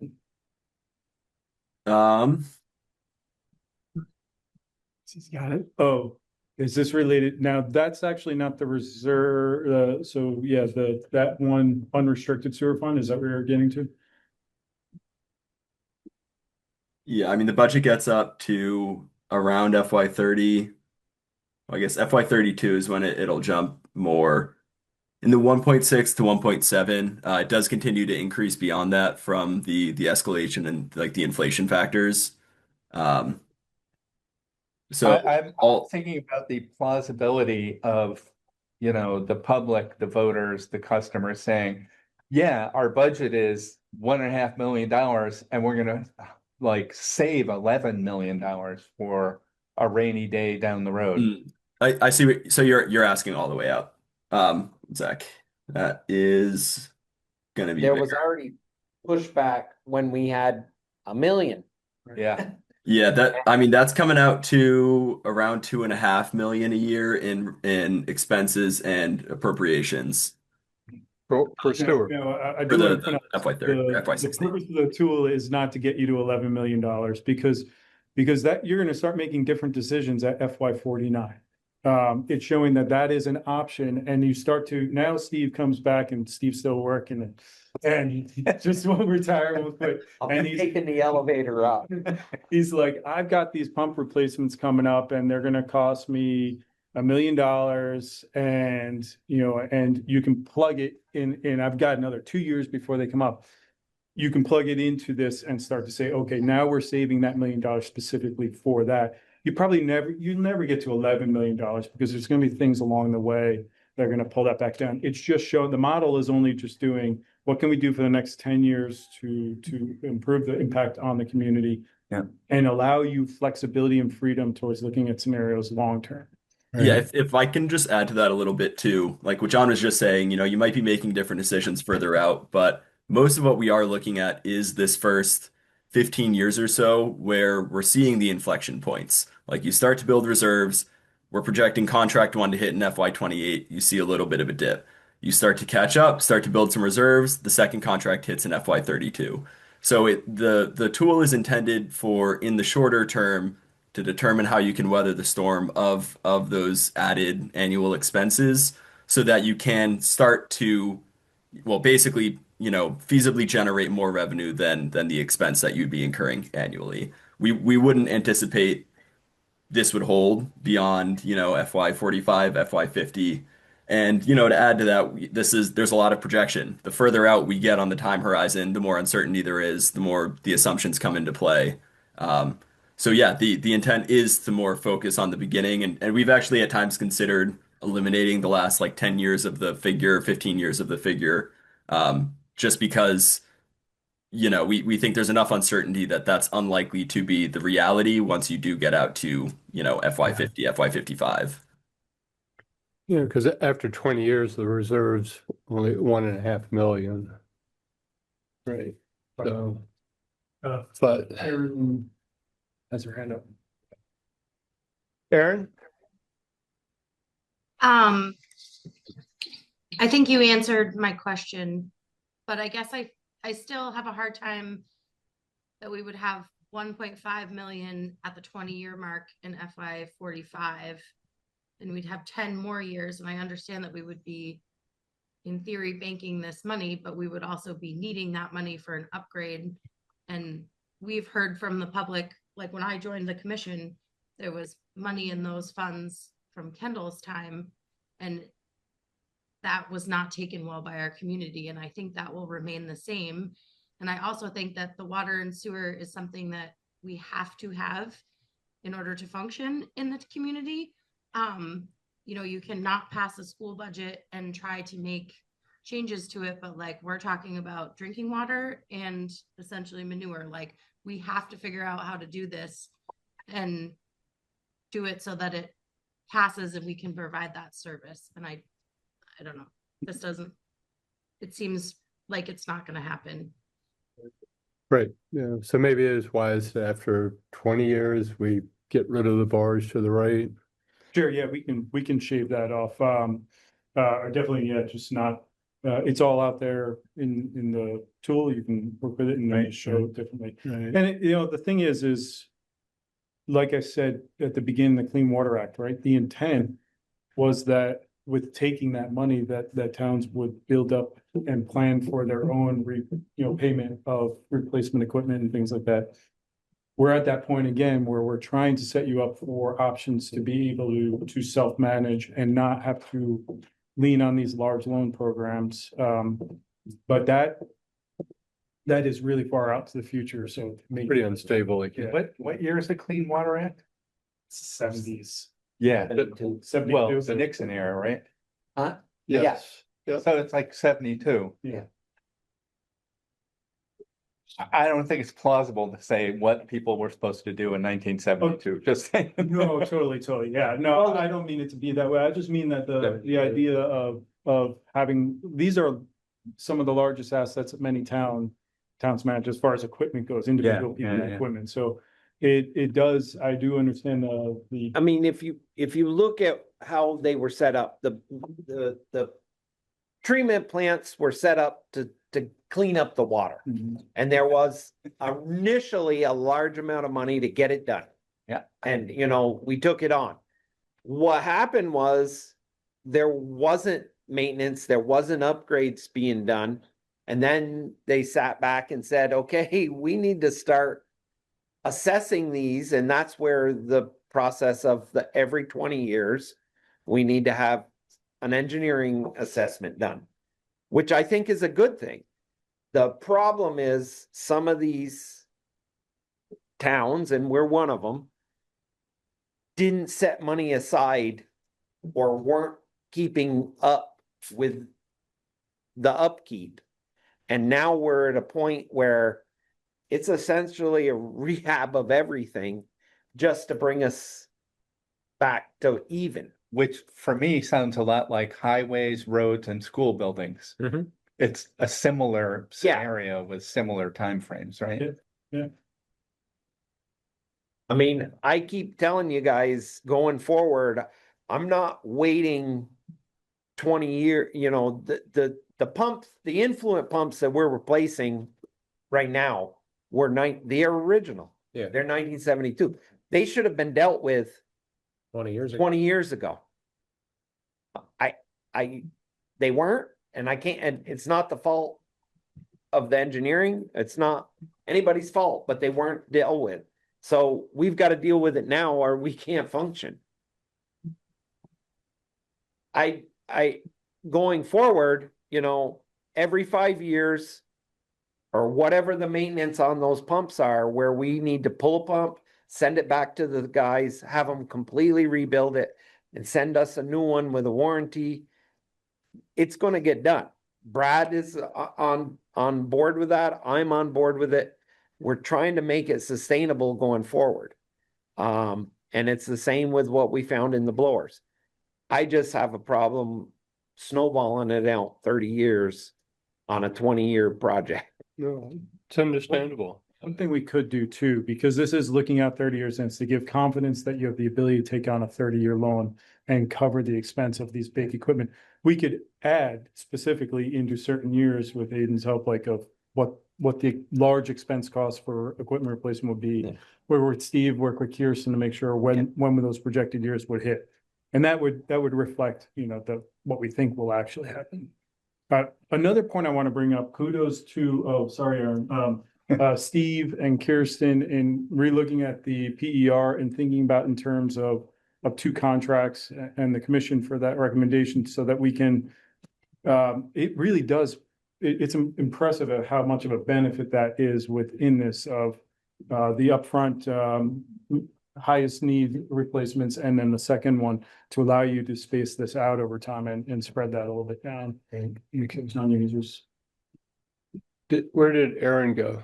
Aaron, did you still have your hand up? I put it back down. Oh, okay, all right. No, okay. Any other questions, David? No. No. All right. Well, a lot to digest, right? Sure. Yeah. If there's any questions, feel free to email us. Okay. Happy to keep the conversation going. Yes, Think thank we you. should at least take a foray into next steps. Yeah.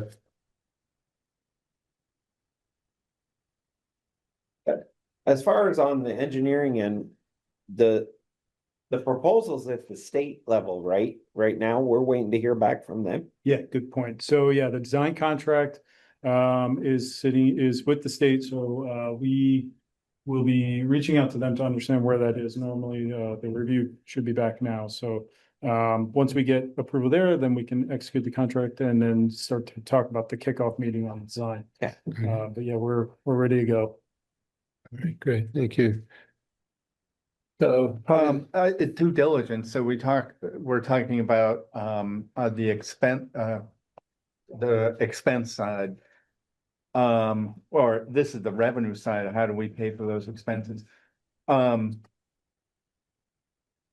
people are gonna ask, like, did we vet all the expenses? Like, do we really need to do all these things? Do we need to do them in the sequence? And at this time of the night, I don't think we need to get into that, but I think we will need to get into that. Sure, yeah. Review the project overall. I think one of the things we can look back in is the revisions to the PER where we reduced down the scopes of the project to the most critical items and most cost-effective solutions towards those. There you go. Yeah, that'll be a good document we're gonna need. Or I think probably start with that as we move forward, you know, in other public presentations, like what do we have to pay for? Yeah. Yeah, And then how we pay for it. you got it. All right, I think maybe next. I think we're done here other than agenda items for next meeting. I'd like to hear at some point from Zenner or about Zenner. Okay, Just because I will time get has you- gone by and I'll have Brad, I mean, Brad's been taking care of that. I can have him join us at the next meeting. And it has, we're assigned one guy from Zenner, yeah, that we've been dealing with for the portal. And yeah, maybe I can get Zenner to join us. and my point is if it's gonna serve as monitoring usage for leaks, having data on the monthly basis is not gonna be very helpful. Well, so the issue that you guys are having, we also have had several people that have gotten their data, but they get every other day or every once a week, they've been getting a notification that they've got a leak. But when I go look at their data, they don't have a leak. So there's also that issue that Zenner is dealing with. And I haven't really gotten a good answer on that either, so. I'm gonna encourage, if you guys want, I will encourage Zenner, rep, to join us. I think so. Along with Brad, because we really, I mean, I don't have any control over the portal other than monitoring it. And so when questions like this come in, we send Zenner an email and really within 24 hours, they're supposed to send us something back. And I know it hasn't been happening. So Well, let's touch that. we'll put that on and I will make that an issue. I just want to add, I think our next meeting, we should add to talk about the different revenue streams. So we continue that going. And So that we at least have that conversation with the commission and the public. So continue this conversation with finance. Yeah, I mean, at some point, we gotta come up with at least a straw man proposal, right? I think so. I think everybody should be comfortable and everybody understand, as comfortable as possible. So I'm sorry. John, Aiden, thank you so much. Yeah, thank you. Thank you. Nice to see you all again. Yeah, thanks for coming. Thank you. Morgan, I'll make the motion to adjourn because I know you have your next meeting. Thank you. I'll second. David, it's been a second. Please state your name and how you're voting. Bart, aye? David, I. Aaron, I. Morgan, I motion adjourn. Thank you, everybody.